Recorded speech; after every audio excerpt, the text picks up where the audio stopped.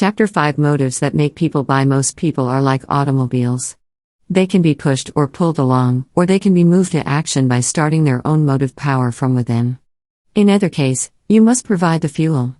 And the only fuel that will start the sort of action you want from within is desire. Arousing that desire in your reader is known as the gentle art of exercising persuasion. What is persuasion? Nothing but finding the motive that will impel your reader to do as you wish, then stirring it to the point where it is stronger than his inertia or his economical tendencies.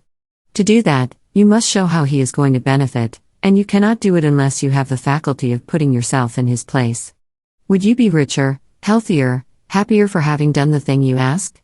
Would it help your standing with others?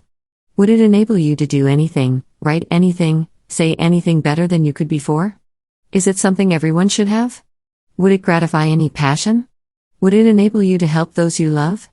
Would it prevent loss of money or the respect of others?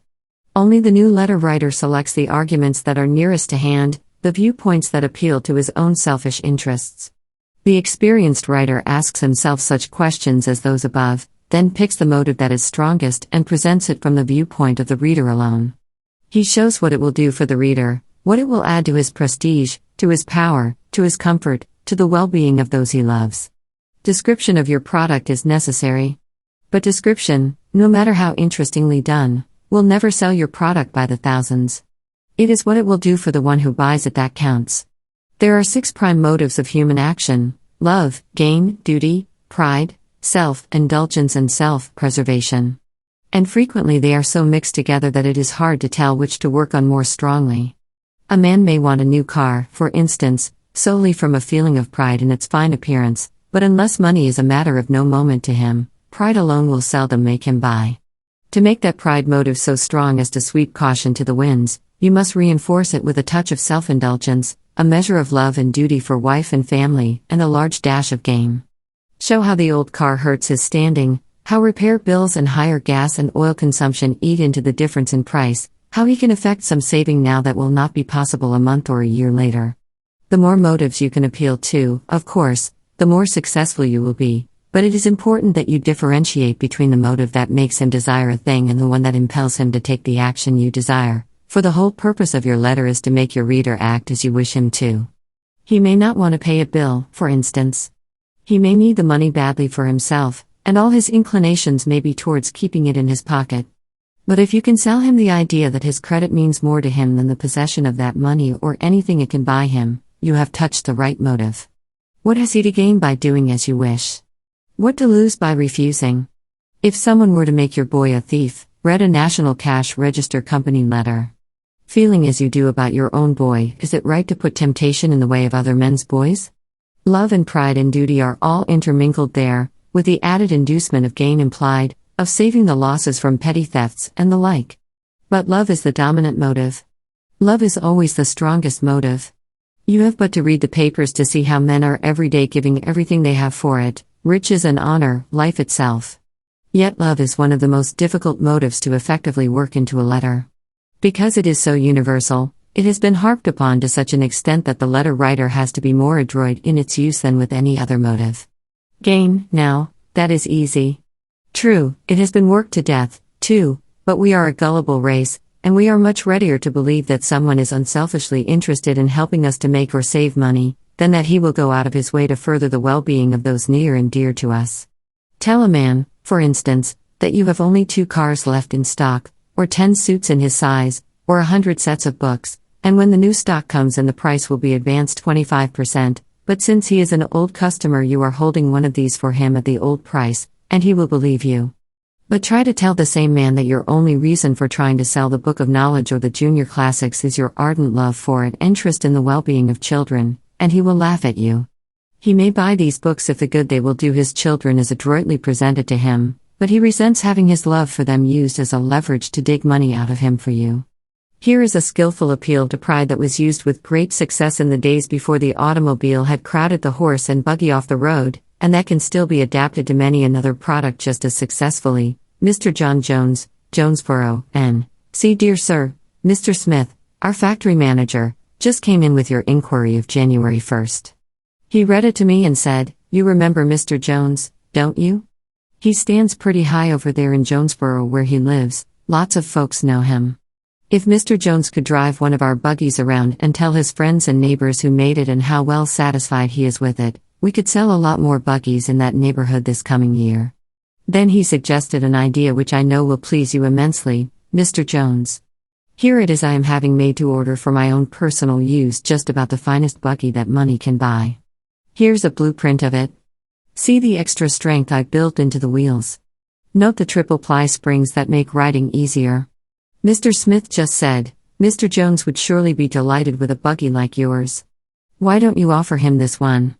You can make another for yourself. He thinks that if I send you my built-to-order buggy, you as a man who knows buggies, who knows what materials and finish ought to go into good buggies, will surely be pleased with it and certainly be envied by friends and acquaintances of yours who will see and admire my buggy when you drive it. I know Smith is right. So I've decided to act on his suggestion and let you have the buggy I've taken such great personal pride in designing. Now, Mr. Jones, if an extra fine buggy, one built specially to order for the president of the Columbus Buggy Company would interest you, if such a buggy, with its longer wear and smarter appearance, would be worth a few dollars more to you, if you'd like to drive a buggy you'll be proud of all your life, just fill out the attached form, send it back by return mail, and I'll ship you a buggy like mine at once, or if you say so, I'll send you the buggy now being made for me, and make another one for myself. Of course, clothes don't make the man. But you know yourself how helpful they are in getting him a hearing. It is likely that Tom Edison or Charlie Schwab could wear any kind of clothes and not suffer particular loss of prestige if the suit happened to be shabby or a misfit. But most of us have to be a bit careful. Aside from what our friends might think of us, we don't feel right ourselves unless we have the consciousness of being well-groomed. Through a fortunate purchase of fine wool, we are able to offer this McCartan motor robe at a special low price of $9.85, about $5 or $6 less than you would expect to pay for a good robe in a retail store. We have been notified, however, that future wool will cost us much more, and we cannot hope to continue the $9.85 price when our present supply is gone. Just glance over the enclosed folder and think for one moment of the absorbing, fascinating story that goes with it. Education in the highest sense, entertainment in the most educational sense. People who have read this new, finally revised edition of the outline are saying that it has done more for them than a college education. A college education costs you probably $5,000 and 4 years of your life. Wells' wonderful work is sent to you on approval, and you will read the 4 books as absorbedly, as quickly as so many novels. One of the oldest firms in the rubber business, a factory which makes tires that are as good as any in the world, wants to see if car owners will buy their tires direct if you will sell to them at just about the price dealers now pay. This tire manufacturer knows that such a saving can be made if a lot of unnecessary selling expense and middlemen's profits are wiped out. So he's going to test out the motoring public by offering the very best tires he makes direct to car owners through our selling organization, which operates by mail all over the country. And to quickly find out if men really want to save 25% on the best tires that can be made, he is having us rush out this August letter to a few selected car owners.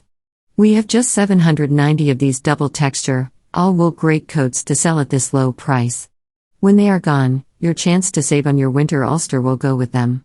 But while these 790 last, you can get as perfect fitting, as good looking, as fine quality a winter overcoat as ever you would want to wear, at an almost unheard of bargain. As resident buyers for a number of out-of-town stores, we are making the rounds of the manufacturers every day, and whenever they bring out some special, whenever they close out some small lot, whenever they finish copying some designer's model gown, we get it. You know yourself what bargains you can pick up even in the stores just by shopping around. Imagine, then, what we can do when we are daily shopping among the manufacturers themselves. A fourth off, a third off, even a half off the regular wholesale price is nothing unusual, for manufacturers have no time to bother with these small lots, and they give them to us at practically our own price. The result is that we can offer you some of the season's loveliest and most distinctive models, in all sizes, in the most fashionable colors and materials, at actually less than their regular wholesale prices. Nearly every man can look back, and not so far back with most of us, and recall cases where some little slip lost him opportunity or prestige, cost him the favor of someone whose good opinion he valued, turned what might have been a valuable friendship into enmity or indifference. But there is no need to lose more such opportunities. For just as a physician may read medicine, just as a lawyer may read law, just so may you now read the science of culture, that science of good breeding which includes etiquette but yet is above and beyond all etiquette. One of the best opportunities for the use of persuasion is in collection letters. As a matter of fact, it is our opinion that there are only two ways to collect old accounts. The first is persuasion. The second is the threat of court action or loss of credit standing. Our own idea is that the most effective collection series is one that alternates these two. When you send out a strong threat, you frighten a certain number of delinquents into paying, but you make the others so mad they swear they will never pay. Send another threat on top of that and you just make them madder. But use persuasion and you smooth down their fur, get a number of payments, and have things all set for another effective threat. Here are a few samples of persuasive collection letters. You remember how Abraham Lincoln walked many weary miles from the grocery store where he earned a mere pittance, in order to bring to a poor old woman the few cents change she had forgotten and left on the counter. And how Mark Twain, because his name happened to be associated with that of an unsuccessful company, took all its heavy debts upon himself, and, though an old man, paid everyone. It is this I will owe no man a penny spirit that builds up and strengthens self-respect and personal integrity, and makes a credit reputation that bulwarks a man in time of need. It is because we find just such good old-fashioned honesty as this in 99% of the folks with whom we do business, that we feel sure of the payment of your account, even though it has been neglected recently. Unless you have conducted a similar business, you can hardly conceive of the massive detail involved in handling many thousands of these $1 and $2 accounts. The difference between profit and loss on such a business depends upon the promptness of collections more than on any other one thing. I know you will not consciously be instrumental in working a hardship on any concern with which you do business, and I am quite sure that when you see your failure to remit promptly is doing just that, you will send me a check by return mail. Back in the Stone Age, records were carved on a stone slab. When the debt was due, Mr. Creditor presented the account in a very polite fashion, holding the slab in one hand while in the other he carried his stone mallet. The debtor had no alternative. Then civilization moved on until the debtor's prison was the deciding factor as to whether a debtor would pay or not. But now it is a different proposition: credit. Every kind of business, large or small, must build its foundation on its credit standing. Concerns liquidating their obligations at maturity build their credit standing to the highest point attainable, while those who allow their obligations to run along month after month without payment decrease their credit standing until it is nearly obliterated. Again, as perhaps in your case, there is the businessman who is too busy with matters of more importance, and the work of looking after his financial and accounting details is delegated to some other person who lets these important factors ride without considering the detrimental effect they have on your credit standing. Your name in red ink on our records is something we want to avoid. You do, too, I am sure. Here is the way the account now stands: John Johnson, bills receivable, $25, but unless we receive a check by the 17th, here is the way our bookkeeping department will have to enter it.